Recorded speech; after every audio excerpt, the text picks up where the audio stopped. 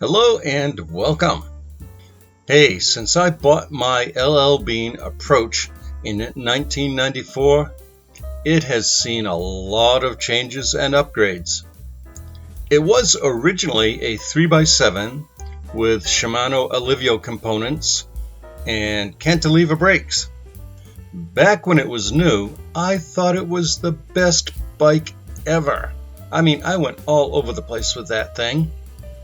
And to be honest, since it really is a rebadged Specialized Hardrock, I wasn't really terribly far off, in my opinion, at the time. Well, since I got it out of storage in 2017, I have replaced the tires several times and the saddle. I swapped in vintage Ritchie wheels that I had acquired. I converted to linear pull brakes, really a lot better. And I upgraded the cockpit with a quill stem adapter, a 45mm stem, and 720mm wide handlebars. Then, 2 winters ago, I decided to do a frame-up rebuild.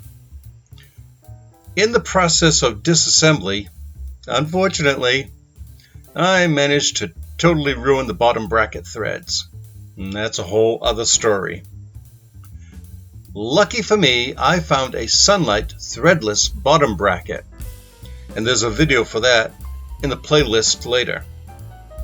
Lots of folks commented on that video that, "You can't use that, it's no good, it won't work, wah wah wah." Yeah, sorry but not sorry, as they say. That has worked fine, no problems at all, for 2 seasons. And really, it's not a lot different in concept than a 2-piece press-fit bottom bracket. So anyway, I ended up with a black and gold paint job, and I reinstalled the really narrow stock handlebar. I think off the top of my head that's like 590mm, albeit now painted a lovely gold. Basically, I wanted to keep the bike true to the spirit of a mid-90s rigid mountain bike, thus the reinstallation of some of the original components. I had installed a white reissued Cell Italia turbo saddle, which looked pretty nice, but earlier this year I stole that for my vintage Bianchi road bike project, since that's got a white frame and the white saddle looks really great on it. But the title referred to new headset bearings and wheels.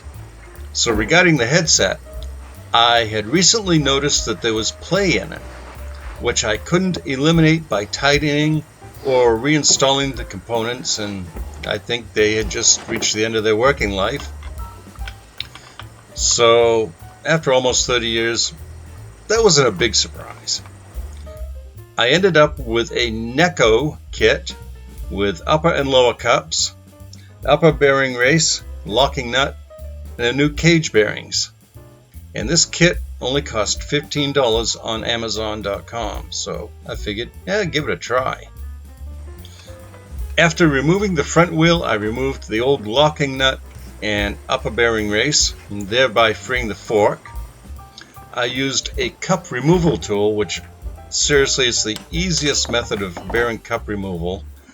I got this one for, like $10-15 quite some time ago. Anyway, the cups came out easily since I had greased them when I put them in during the rebuild, although the upper launched like a rocket and I have absolutely no idea where it landed. Reassembly started with pressing in the new cups.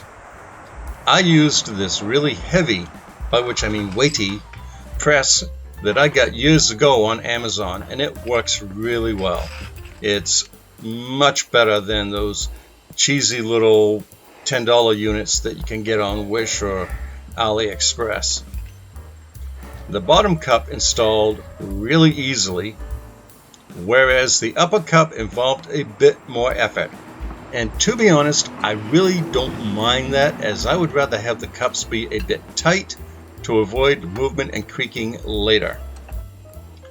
And then I just reinstalled the fork using lots of grease on the new bearings. Unfortunately, I forgot to press record. But it's basically a simple matter of sliding the fork into the head tube, installing the keyring, installing the new upper bearing race, and installing the lock nut. After you've tensioned them so that it will turn easily but not fall apart, you then install the coil stem back in the fork tube and tighten it, and Bob's your uncle. I also got a new set of 26-inch wheels for the bike. The Continental Trail King 2x2.4-inch tires were a bit wide for the vintage Ritchie wheels, and they had a lot of sidewall bulge. Now, they never came off or anything, but I was always kind of waiting for a malfunction or a blowout or something. Well, these new wheels, they're GXFWJD 26-inch wheels with 18mm inner rims, and they can be set up for either rim or disc brakes.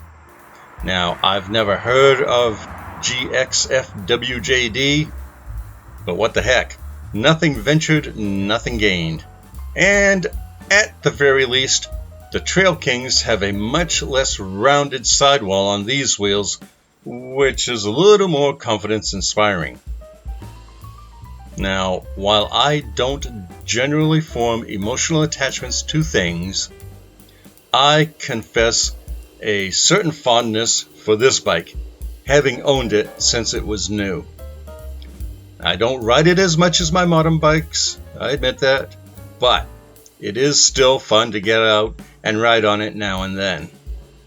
There is a link to a playlist for the approach, lower left if you want to learn more about it, and to another video that I think you will like, lower right. And as always, seriously, thanks for watching. I am truly grateful. Goodbye, and have a wonderful day.